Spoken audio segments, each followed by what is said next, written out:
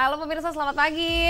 Apa kabar pemirsa TVR Parlemen dimanapun Anda berada, berjumpa kembali dalam program TVR 09 bersama saya Alfat Rizky dan rekan saya Seri Reski. Dalam 30 menit ke depan kami akan sajikan kepada Anda sejumlah berita nasional, khususnya dari sudut pandang TVR RI, sebagai referensi Anda dalam memahami dinamika politik, hukum, ekonomi, sosial, dan juga budaya di Indonesia. Dan pemirsa TVR Parlemen, inilah TVR 09 selengkapnya.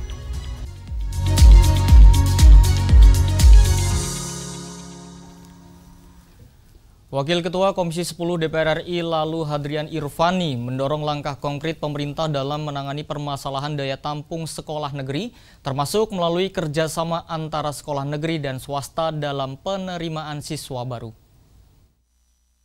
Menanggapi permasalahan daya tampung sekolah negeri, Komisi 10 DPR RI meminta pemerintah, dalam hal ini Kementerian Pendidikan Dasar dan Menengah, segera mencari formula yang tepat agar para peserta didik dapat tertampung baik di sekolah negeri maupun swasta. Wakil Ketua Komisi 10 DPR RI, Lalu Hadrian Irvani, mendorong langkah konkret pemerintah dalam menangani permasalahan daya tampung sekolah negeri. Ia menyarankan adanya kerjasama antara sekolah negeri dan swasta dalam penerimaan siswa baru. Lalu Hadrian menjelaskan, berdasarkan putusan Mahkamah Konstitusi nomor 3 tahun 2025, pemerintah wajib menjamin pendidikan dasar tanpa biaya, baik sekolah negeri maupun swasta. Memang jumlah antara kuota kursi yang disiapkan untuk negeri sangat timpang dibanding calon peserta didik. Nah, sehingga kemungkinan besar akan ada calon siswa baru ini yang tidak tertampung. Terkait putusan MK, kami juga sudah meminta kepada Menteri untuk mengkaji putusan MK nomor 3 tahun 2025 tentang biaya pendidikan gratis. Anggota Komisi 10 DPR RI, Ledia Hanifah, menyampaikan keterbatasan daya tampung sekolah negeri dapat diatasi melalui skema pemberian BOS afirmasi kepada sekolah swasta yang bersedia menampung anak-anak tidak mampu. Ledia menilai, daya tampung sekolah negeri hingga melebihi batas kemampuan akan berdampak pada menurunnya kualitas pendidikan. Menjadi satu hal yang logis ketika kemudian pemerintah meringankan beban swasta. Selain BOS yang reguler, ada BOS kinerja, ada juga BOS afirmasi. Tentu klasifikasinya dan yang lain sebagainya itu harus diatur dalam peraturan turunannya di kementerian. Dari Makassar, Rangga Wijaya, TVR Parlemen melaporkan. Pemirsa, Ketua Komisi 8 DPR RI yaitu Marwan Dasopang menilai kerjasama antara UIN dan juga berbagai pihak baik negeri maupun swasta sangat penting karena persaingan dunia kerja di masa yang akan datang akan semakin kompetitif.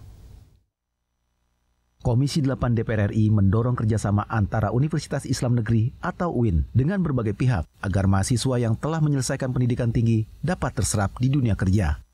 Ketua Komisi 8 DPR RI Marwan Dasopang menilai kerjasama antara UIN dengan berbagai pihak, baik negeri maupun swasta, sangat penting karena persaingan dunia kerja di masa yang akan datang akan semakin kompetitif. Menurut Marwan, lulusan UIN memiliki potensi untuk terserap di dunia kerja, seperti pada bidang zakat, wakaf, dan produk halal. Di sisi lain, Marwan menekankan aspek kompetensi menjadi tuntutan utama penerima kerja, agar dapat dimiliki oleh calon pekerja, termasuk bagi lulusan UIN. Nah, hal-hal lain kita menyampaikan bahwa tantangan kita di masa yang akan datang cukup berat kalau kita tidak berbenah. Peluangnya ada, umpamanya ya kita produksi begitu banyak sarjana kan harus menempati pos-pos. Penempatan pos-pos ini belum kita sentuh, umpamanya ada basis-basis halal. Kita belum menempatkan sarjana-sarjana kita.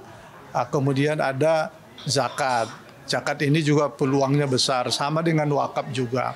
Nah, kita ingin para mahasiswa yang sudah menjadi sarjana itu bisa menempati pos-pos itu.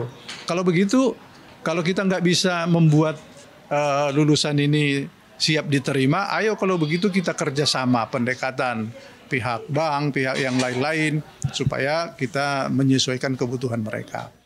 Lebih lanjut, Marwan berharap melalui penyediaan lapangan kerja bagi lulusan UIN dapat memberikan kontribusi besar bagi kemajuan bangsa. Dari Medan, Sumatera Utara, Rifki Mahdudi, TVR Parlemen melaporkan. Pemirsa, Ketua Komisi 13 DPR RI Willy Aditya mendesak setiap pelaku kekerasan seksual dikenakan sanksi pidana. Dan informasi selengkapnya tentunya kami hadirkan usai jeda. Tetaplah bersama kami di TVR 09.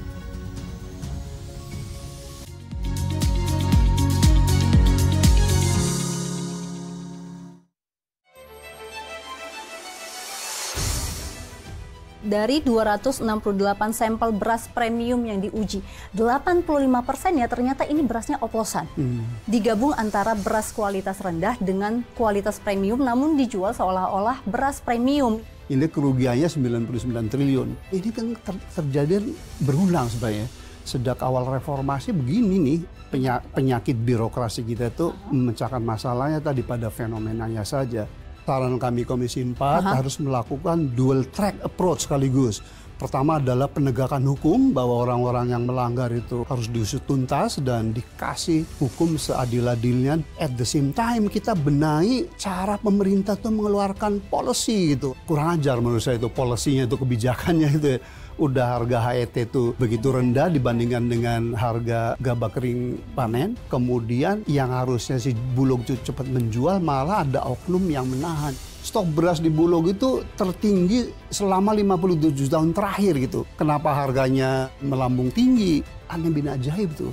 Siapa yang meminta Bulog untuk menahan tidak mendistribusikan dulu stok beras yang ada di gudang, padahal gudang Bulog semuanya sudah penuh? Siapa? Hanya di TVR Parlemen.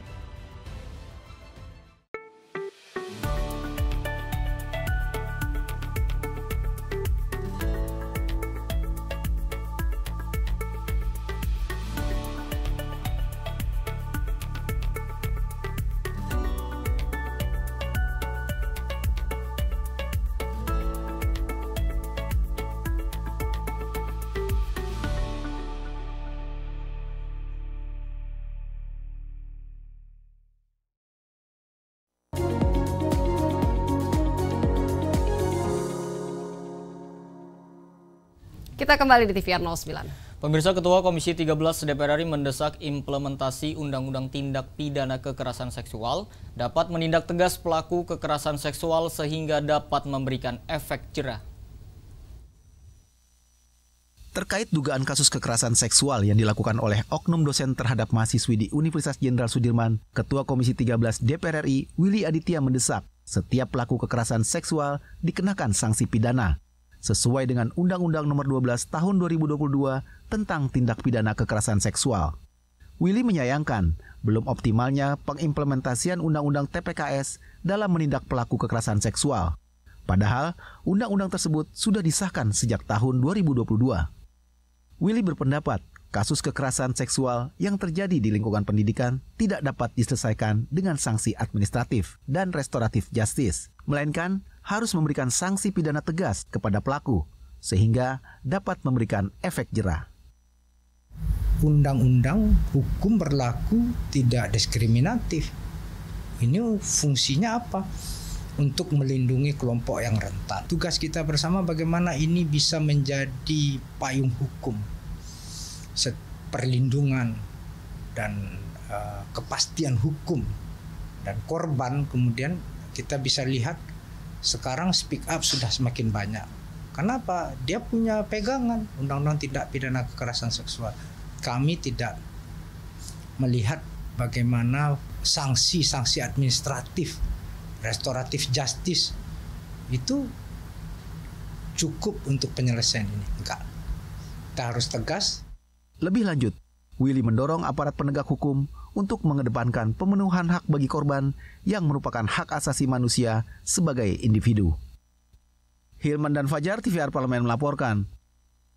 Pemirsa, Komisi 1 DPR RI mendorong Kemenlu memaksimalkan pemanfaatan produk sumber daya alam lokal dan juga berperan membuka pasar global untuk mempromosikan produk-produk lokal pada setiap kesempatan diplomasi. Realisasi kinerja anggaran Kementerian Luar Negeri RI tahun 2024 mencapai 99,02%. Anggota Komisi 1 DPR RI mendorong Kemlu RI mengambil langkah-langkah strategis yang lebih kuat lagi dalam melakukan hubungan diplomasi sehingga bisa meningkatkan pertahanan negara di seluruh sektor. Samsul Rizal mengapresiasi laporan pelaksanaan APBN tahun 2024 Kemlu RI yang tidak bermasalah dan mencapai target yang direncanakan. Namun, Kemlu RI perlu memperkuat program-program yang lebih strategis pada rencana kerja dan anggaran tahun 2026. Kemlu RI juga didorong lebih memaksimalkan pemanfaatan produk sumber daya alam lokal dan berperan membuka pasar global untuk mempromosikan produk-produk lokal pada setiap kesepakatan diplomasi. Hal itu diharapkan bisa semakin menarik minat kerjasama dari negara lain dan mendukung target pertumbuhan ekonomi nasional. Langkah yang mesti diikuti oleh kebijakan-kebijakan strategis yang lainnya, terutama juga Kementerian Luar Negeri. Kementerian Luar Negeri ini mesti sudah keluar dari pakem sekarang ini yang bukan hanya sekadar diplomasi politik dan kedaulatan, tetapi juga mesti berdiplomasi untuk mengangkat kedaulatan bangsa Indonesia itu juga berdasarkan basic resources-nya kita. Dalam hal ini pangan misalnya. Sehingga ke depannya ini Kementerian Luar Negeri mesti memprogramkan bagaimana untuk membuka pasar-pasar tradisional dan juga pasar-pasar non-tradisional. Bagaimana barang-barang Indonesia juga dalam posisi politik luar negeri non-blok ini bebas aktif ini juga bisa berkontribusi untuk kemajuan bangsa Indonesia terutama dalam konteks pertumbuhan ekonomi. Karena banyak sekali basic resources-nya kita itu yang terhambat masuk di Amerika, terhambat masuk di beberapa negara Eropa. Samsul Rizal menambahkan, diplomasi memegang peran sangat penting dalam memperkuat posisi Indonesia pada neraca perdagangan global, khususnya menghadapi tarif resiprokal Amerika Serikat. Dengan diplomasi yang strategis, Indonesia bisa memperluas kerjasama dengan negara-negara mitra Amerika Serikat. Ferdian dan Rian, TVR Parlemen, melaporkan. Komisi 7 DPR RI mendorong peningkatan sosialisasi terkait pentingnya standar nasional Indonesia kepada pelaku industri di seluruh Indonesia, khususnya berskala kecil dan juga menengah. Badan Standarisasi Nasional memiliki program SNI Bina UMK untuk membina dan memfasilitasi industri kecil dan menengah atau IKM dalam menerapkan SNI. Komisi 7 DPR RI mendorong peningkatan sosialisasi terkait pentingnya SNI kepada pelaku industri di seluruh Indonesia, khususnya berskala kecil dan menengah, agar kesadaran akan pentingnya standarisasi produk semakin luas. Dalam kunjungan kerja ke Laboratorium Standar Nasional Satuan Ukuran atau SNSU di Tangerang Selatan, Samuel Watimena menyampaikan, meski fasilitas dan laboratorium BSN telah memadai secara fisik serta didukung peralatan yang baik dan tenaga peneliti yang kompeten, masih terdapat tantangan besar terkait hal pemahaman publik tentang pentingnya SNI. Masih banyaknya lembaga atau pihak swasta yang melakukan pengujian produk sendiri tanpa BSN sebagai otoritas resmi standarisasi. Yang bukan masyarakat awam saja, tapi para produsen yang skalanya tidak terlalu besar itu tidak terlalu menganggap standarisasi nasional ini menjadi penting. Padahal semua produk yang dikonsumsi oleh masyarakat ini harus melalui standarisasi ini. Nah, memang banyak kemudian pelaku-pelaku swasta yang melakukan ini yang harusnya juga mendapatkan persetujuan dan dari otoritas SNI ini, ya, BSN ini, ya. Tapi apakah kemudian itu sudah dilakukan? Itu yang masih harus kita pelajari dan telusuri bersama. Komisi 7 DPR RI menilai peningkatan anggaran, penguatan kelembagaan, dan perluasan edukasi publik menjadi kunci BSN dalam mendukung industri nasional yang kompetitif dan berdaya saing tinggi. Dari Banten, Nur Fuad, TVR Parlemen, melaporkan. Pemirsa, target swasembada garam pada tahun 2027 terus digaungkan pemerintah sebagai bagian dari upaya memperkuat kemandirian pangan nasional. Di samping itu, kita dihadapkan dengan fakta produksi garam dalam negeri masih tertatih-tatih dalam memenuhi kebutuhan industri maupun konsumsi rumah tangga. Lalu seperti apa informasi selengkapnya? Tetaplah di TVR 09.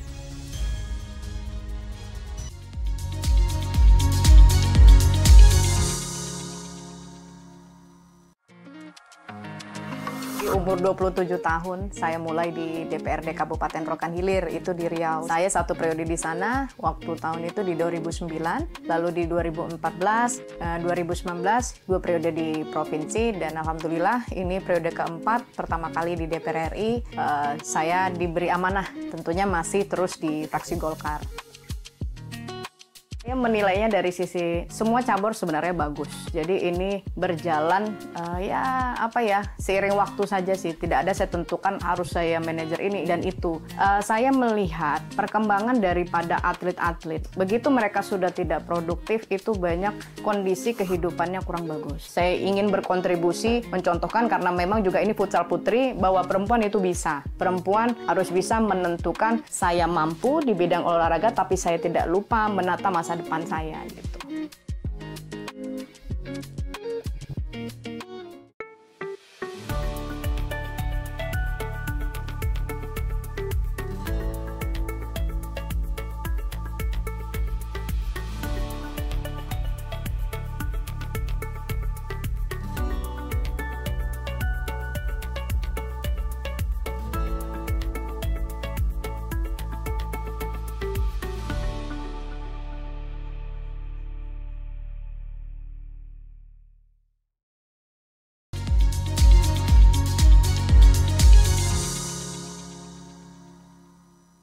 Kembali pemirsa di TVR 09. Pemirsa, potensi besar yang dimiliki negeri ini tentunya seolah belum sepenuhnya digerakkan.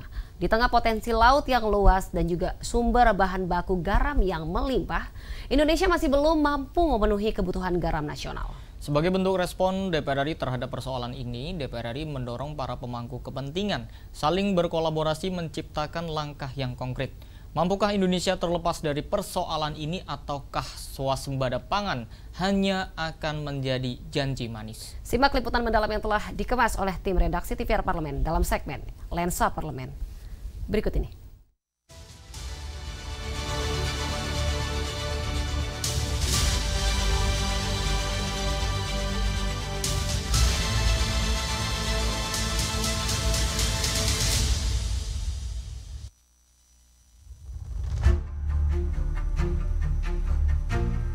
Di tengah potensi laut yang luas dan sumber bahan baku garam yang melimpah, Indonesia masih belum mampu memenuhi kebutuhan garam nasional. Diketahui kebutuhan garam nasional pada tahun 2025 diperkirakan mencapai 5 juta ton, yang sebagian besar digunakan untuk kebutuhan industri. Sementara, produksi garam nasional ditargetkan mencapai 2,25 juta ton dengan target cadangan 836.000 ton. Pemerintah berupaya mewujudkan swasembada garam pada tahun 2027. Akan tetapi, produksi garam dalam negeri belum mampu mencukupi tingginya permintaan garam secara stabil. Hal ini bukan disebabkan oleh minimnya jumlah petani garam, melainkan karena belum optimalnya penggunaan teknologi dalam proses produksi. Optimalisasi teknologi dalam produksi garam akan mampu meningkatkan efisiensi, kualitas, dan kuantitas hasil produksi.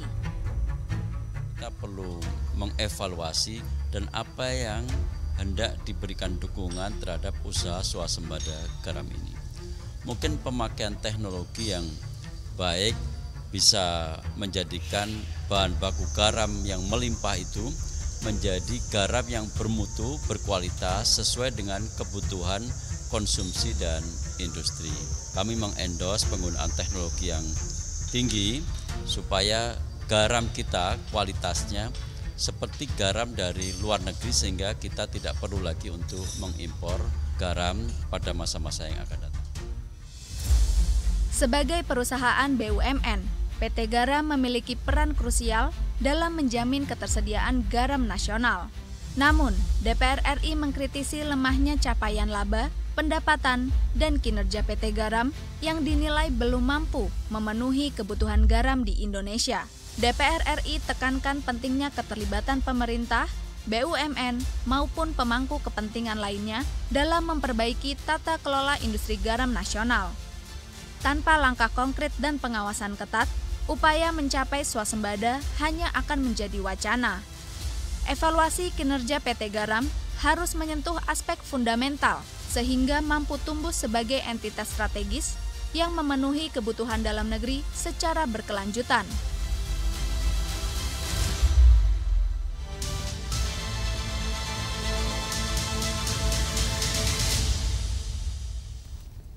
Rini, kalau kita berbicara Tanah Minang tidak pernah kehabisan kuliner untuk dicicipi tentunya. Banyak banget. Banyak banget. Rendang. Nah, apalagi Fat, kalau kamu apa kira-kira dari Padang itu? Nah, ini ada satu clue tapi tentu akan kita ajak langsung pemirsa mencicipi selain tadi rendang. Karena mungkin banyak yang tahu bahwa di Minang ini terkenalnya hanya rendang. Karena beragam panganan yang memanjakan selera banyak berasal dari Minang. Salah satunya lemang. Nah, lemang ya, Pat. Kalau lemang tuh biasanya memang dari Sumatera banyaknya. Betul. Pemirsa, lemang merupakan kudapan yang terbuat dari beras ketan dan juga santan, serta dimasak dengan bambu yang dibakar. Cita rasanya yang gurih dan juga legit, mampu membuat setiap orang yang berkunjung ingin menikmatinya kembali. Nah pemirsa, setelah jeda kita akan mengajak pemirsa nih untuk mencicipi kuliner khas Minang yang satu ini. Tentunya jangan kemana-mana, tetaplah di TVR 09.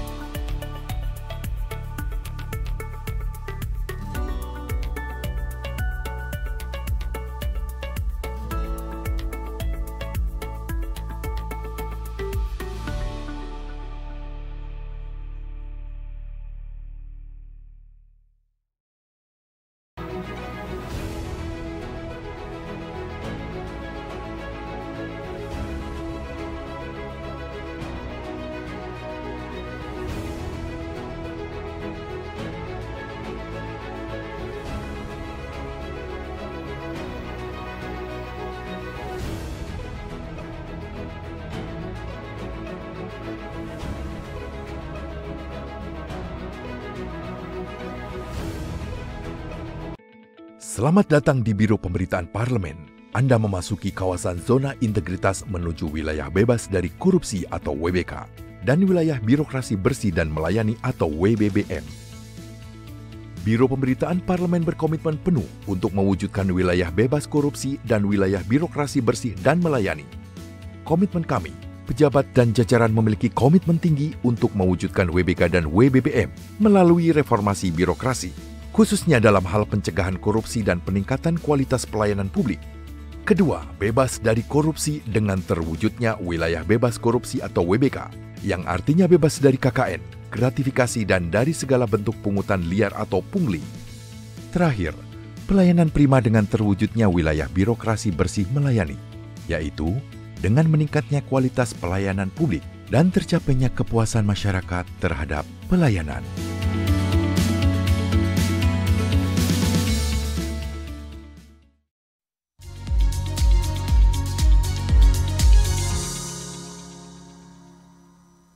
Ya, terima kasih pemirsa, masih bersama kami di TVR 09.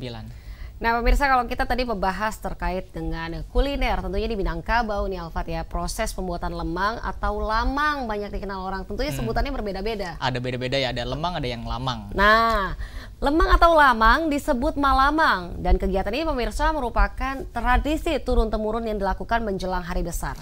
Namun jika ingin mencicipi lemang nih pemirsa saat berkunjung ke Minangkabau, Anda tetap bisa menemukannya di pasar-pasar tradisional setempat. Tanpa berlama-lama, mari kita saksikan tayangan cita rasa gurih dan juga legit lemang dari Tanah Minang pada segmen e-tips, informasi dan tips. Berikut ini.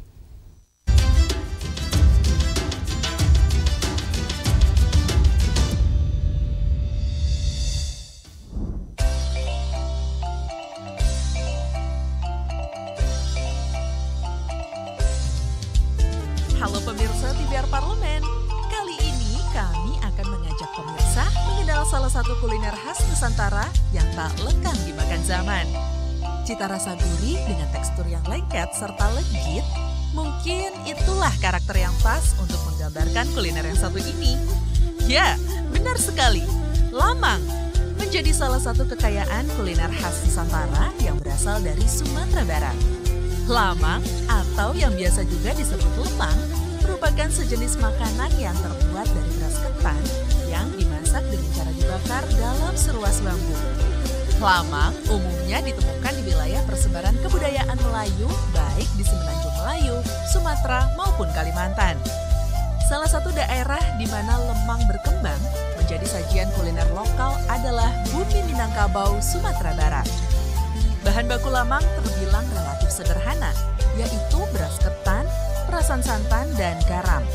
Alat masak yang digunakan pun sederhana, hanya daun pisang serta ruas bambu dengan panjang kurang lebih 40 hingga 70 cm, dengan diameter sekitar 7 hingga 15 cm. Pembuatan lamang dimulai dengan mencuci serta meniriskan beras ketan. Beras ketan tersebut kemudian dicampur dengan santan untuk selanjutnya dimasukkan ke dalam bambu yang telah dilapisi dengan daun pisang. Batang bambu tersebut kemudian dibakar hingga beras di dalamnya matang. Proses memasak lamang hingga matang biasanya memakan waktu sekitar 4 hingga 5 jam. Dalam bahasa Minang, lemang disebut lamang, sehingga tradisi membuat lemang dikenal dengan malamang. Malamang merupakan tradisi turun-temurun masyarakat Minang sejak dulu.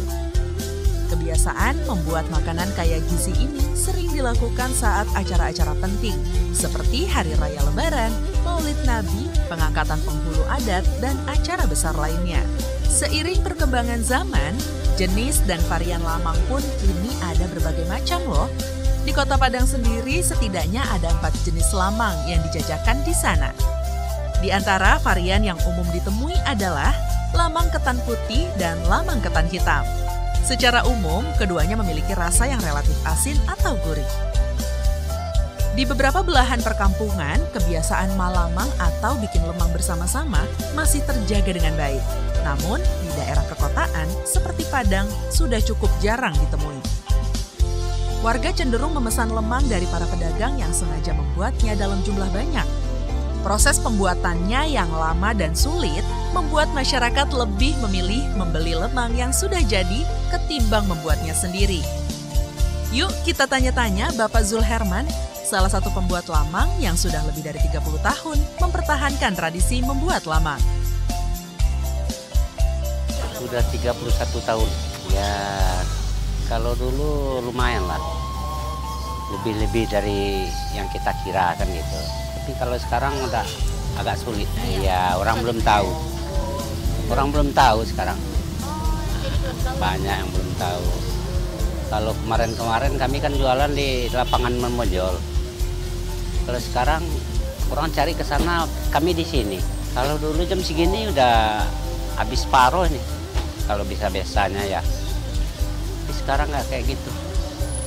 Kalau kemarin, kayak kemarin tuh. Di rumah aja tuh banyak tuh. Sekarang nggak ada. Pesan-pesanan nggak ada lagi di rumah. Biasanya banyak, ada yang beli 2 batang, 3 batang di rumah ya, bukan di pasar. Nah kalau sekarang nggak ada. Yuk pemirsa, kalau sedang berkunjung ke Padang, sempatkan untuk beli dan cicipi lamang khas Tanah Minang ya. Mari bersama kita bangkitkan lagi perekonomian rakyat kecil seperti Bapak Zulherman dengan membeli dagangannya. Selain membantu perputaran roda perekonomian, kita juga berarti turut andil dalam melestarikan kuliner khas Nusantara. Sampai jumpa lagi di episode selanjutnya.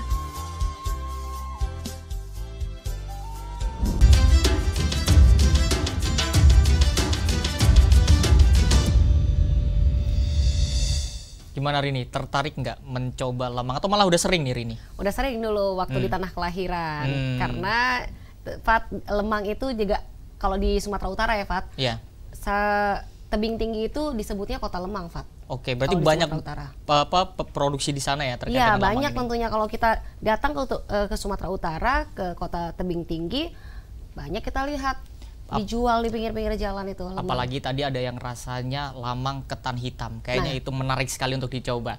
Dan pemirsa, informasi tadi sekaligus menutup jumpa kita pagi ini, dan di penghujung acara kami informasikan kepada Anda bahwa saat ini DPR RI sedang memasuki masa reses, di mana seluruh anggota Dewan kembali ke daerah pemilihannya masing-masing untuk melaksanakan fungsi representasi DPR, menyerap dan menindaklanjuti dan memberikan pertanggungjawaban kepada konstituen di daerah pemilihannya. Dan tentunya sejumlah agenda serta program DPR RI lainnya masih dapat Anda saksikan secara langsung di TVR Parlemen melalui kanal utama, kanal komisi, dan kanal alat kelengkapan Dewan lainnya yang dapat Anda akses di tvrparlemen.dpr.go.id. Dan pemirsa, demikian TVR 09 edisi pagi ini. Segenap kru TVR Parlemen yang bertugas mengucapkan terima kasih telah menyaksikan TVR 09. Saya Rini Reski dan juga rekan saya Salvat Rizky. Pemirsa, sampai berjumpa kembali di TVR 09 selanjutnya. TVR Parlemen, referensi Indonesia. Gila nafas gue 2 kali dihajar ya.